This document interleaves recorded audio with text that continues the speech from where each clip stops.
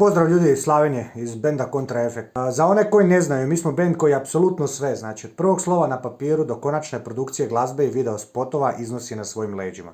Nakon prošlotjednog otkazivanja nastupa zbog lošeg vremena, vraćamo se s dobrim vijestima. Radi se o nastupu na Rupa Festu 26.6. na jezeru Topolje između Slavonskog Šamca i Kruševice.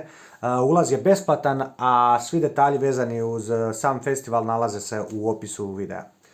Potaknuti dosta čestim pitanjem kako smo snimili spot za 10 kuna, odlučili smo objaviti video i na tu temu, da bi na vrijeme bili obavješteni kada izbacimo bilo koji od novih videa. Pretplatite se na naš YouTube kanal, na taj način ujedno pomažete da naša glazba dođe do što većeg broja ljudi. Za one koji nisu upoznati sa radom benda, odnosno vrstom glazbe koju stvaramo, poslušajte na našem YouTube kanalu, ima playlista sa do sada objavljenim pjesmama.